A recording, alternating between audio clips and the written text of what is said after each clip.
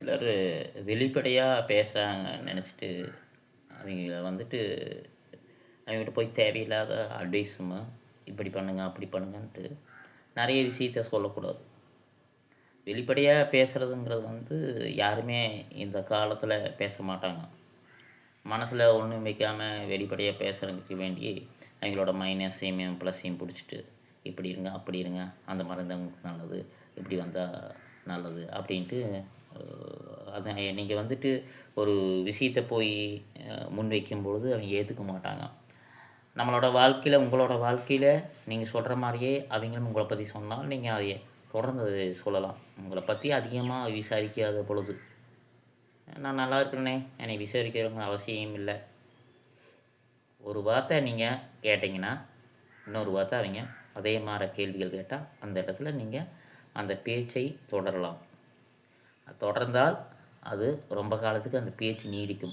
இல்லைன்னா வாரத்துக்கு ஒருக்கா நீங்கள் பேசக்கூடியங்க, தினமும் நீங்கள் பேசக்கூடியங்க, ஒரு மாதத்துக்கு ஒருக்கா ஒன்றா ரொம்ப வெளிப்படையாக பேசிட்டு இருக்கிறாங்க. அதையும் இதையும் தேவையில்லாத பேசும் பொழுது 3 மாதத்துக்கு ஒருக்கா நீங்கள் பேசப்படுவீங்க. தொடர்ந்து மறுபடியும் உங்களோட கருத்துக்களை நீங்கள் வைக்கும் பொழுது அவங்க சுத்தமாக பேசாமையே விட்டுருவாங்க. முடிஞ்ச அளவுக்கு வெளிப்படையாக யார் உங்கள்கிட்ட பேசினாலும் சரி, சொந்தக்கார் பேசினாலும் சரி, நண்பர் பேசினாலும் சரி, ஏதோ ஒரு பழக்கம் இருந்தாலும் அவங்க இவங்ககிட்ட பேசினாலும் சரி, பார்த்து கவனமாக உங்களுக்கு என்ன இருக்குதோ, என்ன வரைமுறை இருக்குதோ அதன்படி பேசினா நல்லது. அட்வைஸ் சொன்னாலும் சரி சரிங்க. நீங்கள் ஒரு பிஸ்னஸ் மேனாக இருக்கலாம், இல்லைன்னா பெரிய அளவில் பண்ணலாம். உங்களால் அவருக்கு எந்த ஒரு பயனும் இல்லாத பொழுது, உங்களால் எந்த ஒரு விஷயத்தையும் செய்யாத பொழுது நம்ம தேவையில்லாத அட்வைஸும் தேவையில்லாத விஷயத்தையும் சொல்லக்கூடாது. கரெக்டுங்களா? நீங்கள் ஒரு ஒரு பிஸ்னஸ் பண்ணாலும் சரி, இல்லைன்னா அவங்க ஏதோ ஒன்று பண்ணுறாங்க, ஏதோ ஒன்று சப்போர்ட் நீங்கள் பண்ணுற மாதிரி இருந்தால் அதை பற்றி நீங்கள் சொல்லலாம். ஒரு சப்போர்ட்டும் பண்ணாமல் எந்த ஒரு விஷயத்தையுமே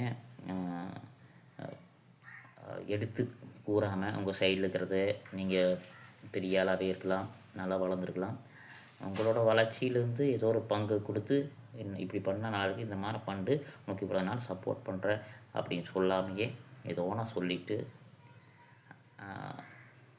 ஒரு மைனஸாக இருக்குது நிறைய விஷயம். அந்த மைனஸவே ஏதோ ஒன்று சொல்லிவிட்டு இப்படி இருங்க அப்படி இருங்க இப்படி இருங்க அப்படி இருங்கன்னா எப்படி இருப்பாங்க அவங்க? சிந்திக்கிறவங்க பேச மாட்டாங்க. அதே வெளிப்படையாக்குறவங்க அப்பப்போ பேசுவாங்க, அவ்வளோதான். உங்களோட வார்த்தைகளை மதித்து திரும்பி பேசுகிறாங்களா இல்லையான்னு நீங்கள் நடந்துக்கிறத பொறுத்து இருக்குது. சரிங்களா? புரிஞ்சுதா? புரிஞ்சு நடந்துக்குங்க. யாராவது நிறைய பேர் இருக்கிறாங்க.